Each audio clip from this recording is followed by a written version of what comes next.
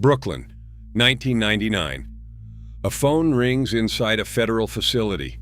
The man who picks it up is not supposed to be making decisions today. He is incarcerated. He is supposed to be cut off from the streets, from his organization, from the specific machinery of violence he has been running out of a Brooklyn housing project since 1991.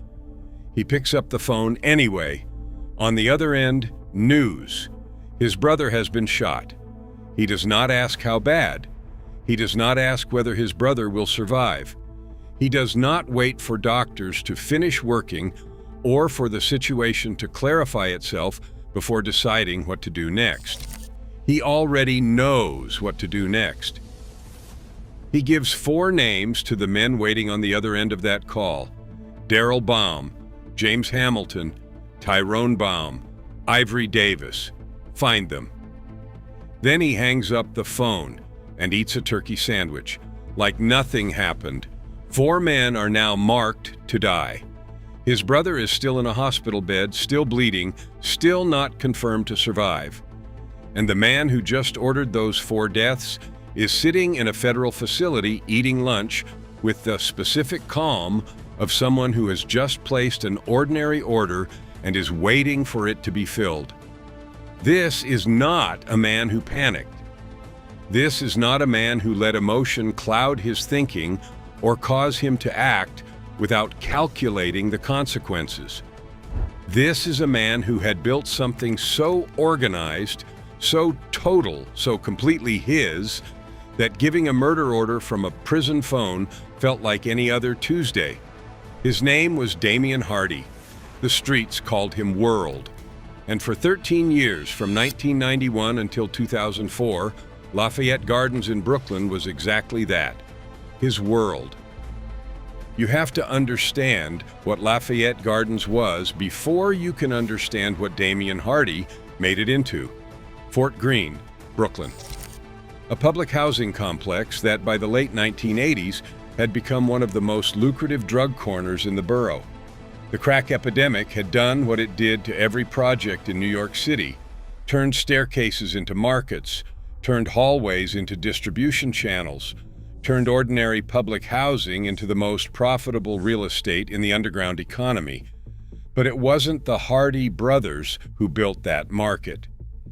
When Damian and his brother Myron first showed up in Lafayette Gardens, they were the bottom, street-level workers, young men doing what young men in that position do, running errands for the men above them, learning how the organization worked from the ground floor up, absorbing the specific education that only comes from being inside something and watching it operate.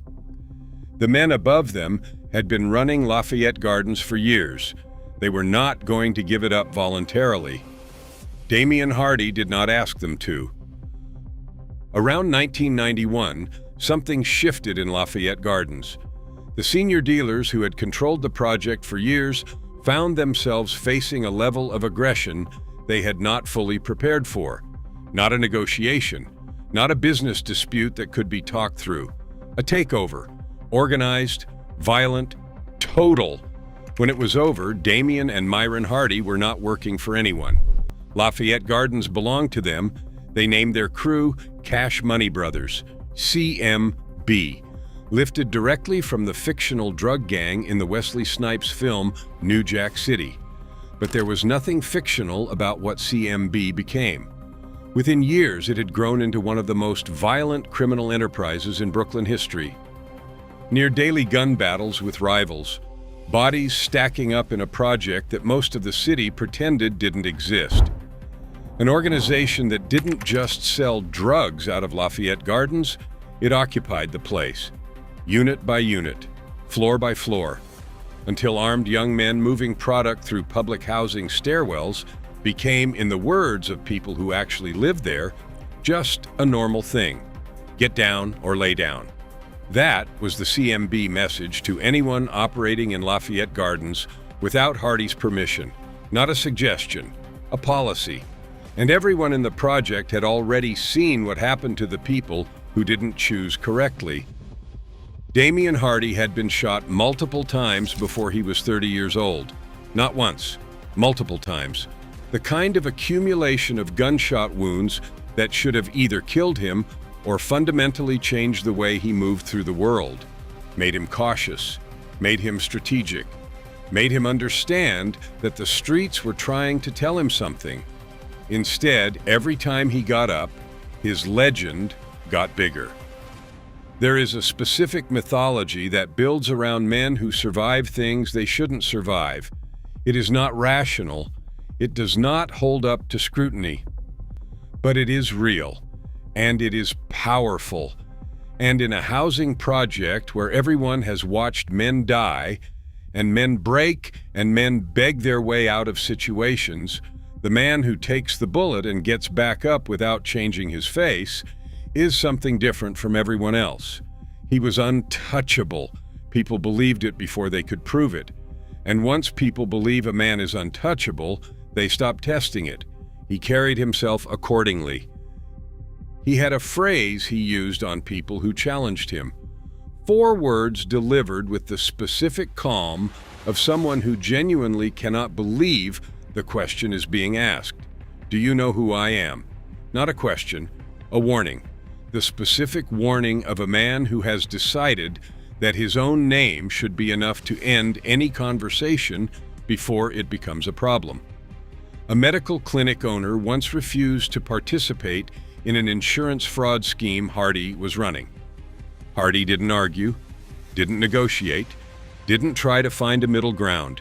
He had the man followed, then shot. That was how Damian Hardy resolved a business disagreement. He was also, by the time he was in his late 20s, in a relationship with one of the most famous female rappers in the world, Lil' Kim. The woman whose debut album had made her a household name, whose voice was on radio stations across the country, whose face was on magazine covers. A relationship that put Damian Hardy in rooms that had nothing to do with Lafayette Gardens, and that he stepped out of every single time to go right back to running the organization that was still his first priority. The project, CMB, the corners. Everything else was secondary. Then his brother got shot, Myron Hardy, Wise, the co-founder of everything they had built together, the man who had stood beside Damian when they took Lafayette Gardens from the men above them and turned it into something neither of them had been born into. Shot in Lafayette Gardens while Damian was already incarcerated. CMB's intelligence was immediate. They believed they knew exactly who was responsible. A rival dealer named Ivory Davis, street name Peanut, along with members of his crew. They were certain enough to act on it. But Damian Hardy didn't wait for certainty. While Myron was still in a hospital bed, while surgeons were still working, while nobody yet knew whether Wise would survive the night, Damian Hardy was already directing operations from his prison cell, calm, methodical, his brother's blood still wet on the Lafayette Gardens pavement, and Damian Hardy was already giving instructions. 4 names: Darrell Baum, James Hamilton, Tyrone Baum, Ivory Davis. All 4 were subsequently murdered by CMB members acting on Damian Hardy's direct orders. The killing of Ivory Davis also took the life of an innocent man, Johann Kamitz, who had no connection to any of it and was simply present when the bullets came. 4 men dead, 1 innocent bystander dead, all of it ordered from a federal facility, all of it set in motion while his brother was still in surgery. And then Damian Hardy ate a turkey sandwich. That detail is not embellishment. It is not mythology built by men who wanted to make him sound more frightening than he was. It is the specific detail that the people who were around him in that moment carried with them for years afterward, because it captured something about Damian Hardy that no number of murders or sentences or convictions could fully communicate. He was not disturbed by what he had just done. He was not relieved, not anxious, not processing the weight of having just ordered 4 deaths from a prison phone. He was hungry, and he ate. Prison, for most men, is where the world they built starts to crumble without them. The organization loses discipline, the money gets mismanaged. The men below start making decisions they were never supposed to make. The absence of the man at the top creates a vacuum that eventually fills with chaos. That is how most criminal enterprises end when their leader gets locked up. CMB did not work that way, because Damian Hardy did not disappear when he went to prison. He relocated. He moved his command center from Lafayette Gardens to a series of federal facilities, and he ran his organization from those facilities with the same ruthless precision he had used on the outside. Phone calls, messages, orders relayed through the network of people who moved between his world inside and the world outside. The specific infrastructure of a man who had built something so organized that it could receive instructions from behind bars and execute them with the efficiency of a military unit. Inside those facilities, he was the same man he had been on the street. He assaulted corrections officers, not impulsively, with the specific deliberateness of a man who has decided that authority means nothing unless it can be enforced. On one occasion, he barricaded himself inside his cell, his weapon of choice, a sock packed full of batteries. He dared anyone to come in after him. He threw substances at staff, stabbed other inmates with sharpened combs, transformed the objects available inside a federal correctional facility into the tools of the same campaign of intimidation he had been running since 1991. He also, at some point during this period, attempted something that almost nobody who knew him could fully explain. He traveled to the Middle East, 4 months, Jordan first. He went to the royal palace and attempted to speak with the king of Jordan. He wanted the king to step down. Then Morocco. Arrested twice trying to gain access to that country's king. Damian Hardy, the man who ran a Brooklyn housing project, who ordered murders from prison phones, who ate turkey sandwiches after giving kill orders, traveling to the courts of actual kings and demanding they relinquish power. It tells you something about how large a world Damian Hardy believed he occupied. The federal case against CMB took more than a decade to build. The specific difficulty of prosecuting an organization like CMB was the same thing that made it so effective: the silence. The specific culture of fear and loyalty that Damian Hardy had built into the foundation of his organization from the beginning. No witnesses, not a suggestion, a policy. And in Lafayette Gardens, that policy had been enforced so consistently and so violently that it functioned like a law. You did not talk. You did not see things. You did not remember what you had witnessed. Federal investigators, the FBI, Homeland Security investigations, and the NYPD, working together, spent years patiently building a case around the edges of that silence. Pager records, the specific technology of the crack era, mapping how CMB members communicated and coordinated without ever putting anything in writing that could be seized. Surveillance, the slow accumulation of evidence from a world that had been specifically constructed to prevent exactly the kind of accountability that was now closing in around it. And then 10 people broke.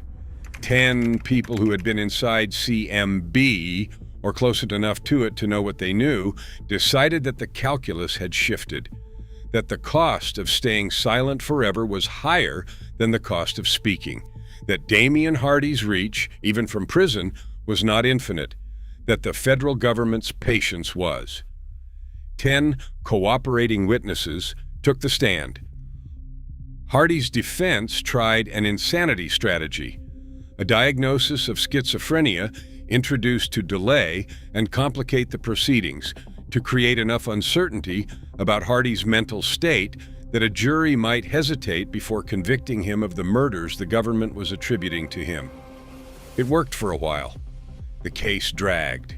Motions, appeals, The specific machinery of federal criminal defense doing what it is designed to do, slow everything down, and find every possible crack in the government's case.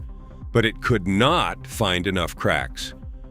Following 3 weeks of federal trial, a jury in Brooklyn, in the same borough where Damien Hardy had built his kingdom, convicted him on charges of racketeering, 6 counts of murder in aid of racketeering, narcotics trafficking, kidnapping, and robbery, 6 murders. United States District Judge Frederick Block sentenced Damien Hardy to 6 terms of life imprisonment, 1 for every murder the jury found he had ordered. The man who had never let anyone take anything from him, who had taken Lafayette Gardens from the men above him, who had taken 4 lives from a prison phone, who had tried to take power from the kings of Jordan and Morocco, had finally run out of things to take.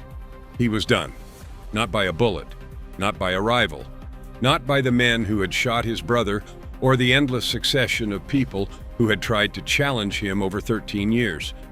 By 10 people who decided that the world Damien Hardy had built was not worth protecting with their silence anymore. He is still inside. 6 life sentences. Sentences that were never designed to end, that will outlast him as surely as the names of the men he ordered killed will outlast the project he took over at 20 years old. Myron Hardy survived.